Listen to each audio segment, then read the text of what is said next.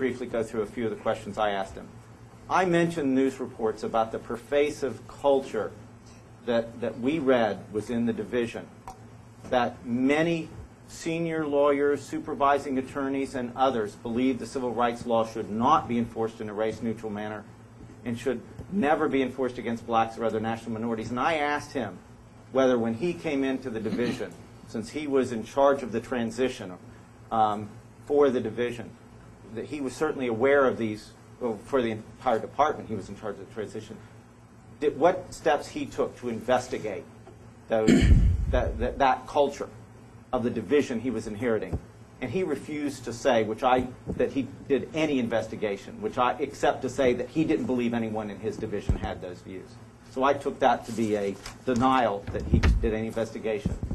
I asked him about other press reports at the time our investigation began, and members of Congress, whether the Washington Times, for example, said the motive for dismissal was this caustic view that the civil rights law should never be enforced against blacks and other minorities. I asked him whether he took any steps to investigate that.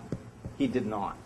I asked him about Coates' statement. I said, Coates, your voting section chief resigned and gave a statement that he thought that was an improper. Did you ever talk to Coates? He denied he did that. And then I asked him what he would do if others in his division had such views. And so it's particularly important to me to ask about these Julie Fernandez statements, because Julie Fernandez, is it his principal deputy, his most senior deputy, or is she just one of his deputies? I don't know the answer to that. You can look on the website. She's the deputy over voting, so that's all that mattered to me. Okay. This statement that Coates told you about, where she essentially gave an instruction, as I understand your testimony, and I've heard it from one other source, Julie Fernandez, the Deputy Assistant Attorney General under the Obama administration, said that the voting section will never, or will not, at least while she's there, bring any more cases against blacks or other national minorities. Is that essentially what you heard? Well, it is. It is what I heard, but bear in mind what I talked about in the U.S. v. Ike Brown Section 5 submission, where even if they did bring a case in the next couple of weeks, it would be inadequate given the power they have to object to that racially discriminatory submission as it stands right out of Washington. They don't need to go to Jackson to do it. I understand. I'm going, at some point in our investigation, I'm going to not only re-urge that we to try to press the department to allow us to hear from Chris Coates. I'm going to ask that we seek a subpoena for Julie Fernandez as well. But based on what you've heard about that incident, she supposedly said, well, it may be brought by U.S. attorneys, but not by the Civil Rights Division. Is yes. that? I mean, that's pretty shocking to me. Do U.S. attorneys have the expertise to bring voter intimidation or other? I mean, voter intimidation is so simple they could probably do that. But Section 2 cases, absolutely not. It's one of the most complex areas of law, bar none. Maybe antitrust, but either that or Section 2. Yeah, even if Obama administration U.S. attorneys are going to bring this, it's still troubling to me that Julie Fernandez would issue this edict. Who else was present at the meeting besides Coates? You'd have to ask Coates. Okay, last question, Commissioner Gaziano. You can follow up during the second round. Commissioner Kirsnow. Thank you, Mr. Chairman. And thank you, Mr. Adams. Your testimony is easily, I would think, the most extraordinary I've heard in the 9 years I've been on this commission. And I would suspect that in the 50-plus years of the existence of this commission, it ranks way up there. We've gotten considerable resistance from the Department of Justice regarding our requests for information. The same resistance was experienced by Congressman Smith and Congressman Wolf, and but for your resignation, I suspect that we wouldn't even gotten close to the testimony or the evidence adduced in your testimony today. I've just got some summary questions to ask. Most of them, I think, are susceptible of yes or no answers. To the extent they implicate any privileges, let me know. Based on your testimony, to what extent can Americans rest assured that the voting rights section of the Civil Rights Division will extend equal protection or equal treatment to all voters in terms of their prosecution of the Voting Rights Act? Well, to what extent is the big mystery. Let's hope that they object to the the Ike Brown submission next week. They probably won't, because they don't believe Section 5 applies to white voters if they're victimized. Let's hope they don't just try to sue and cop out and stop what he's trying to do. Let's hope they object. We will know more about the answer to your question after July 14th. If they do anything other than object, clearly they will be announcing for everyone to hear what they think about your question.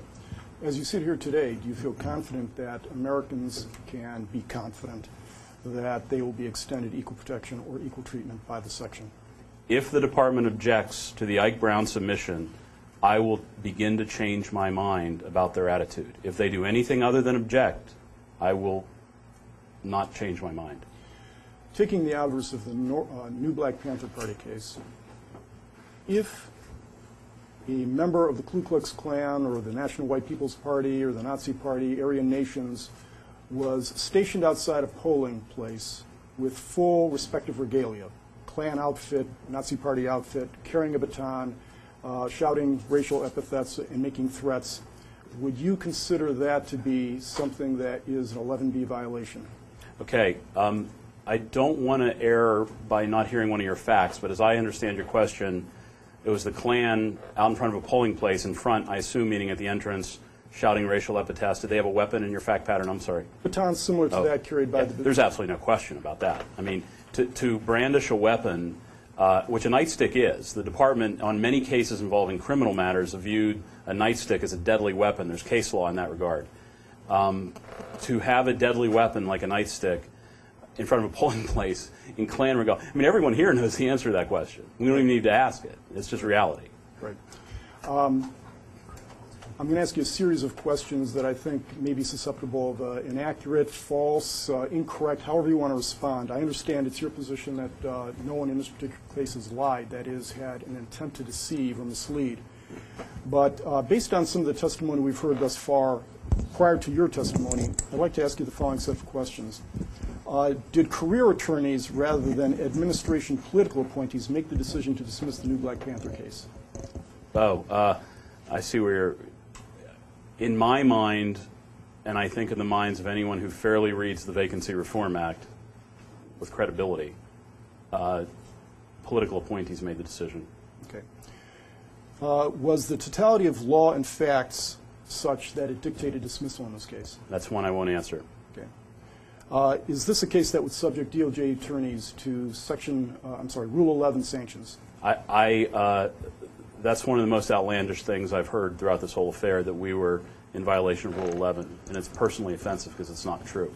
Is it accurate or inaccurate to say that this case could not meet the allegedly high standard required under Section 11B? Look, someone could file this case tomorrow. One of these victims could go out and file this. It would be an enormous embarrassment to the department if that happens, and I hope it doesn't happen, because I hope the department refiles this case.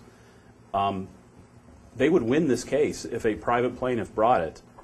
I believe that they would ultimately win this case, probably because the Panthers won't show up again, or they won't. As I understand it, they weren't even cooperative here, and so assuming they even show up on the merits, they're going to have a very difficult time losing this case from the plaintiff's perspective. Is it common or unusual for DOJ to dismiss a case that's essentially already prevailed upon on default? Chris Coates is someone who you should talk to because his institutional experience goes back further than mine. And you have plenty of other former DOJ people. I think Mr. Katz has testified, I may be wrong, that this is unprecedented. Thank you, Mr. Chairman. Commissioner Taylor. Thank you, Mr. Chairman. Mr. Adams, I wanted to talk to you about this culture issue within the division.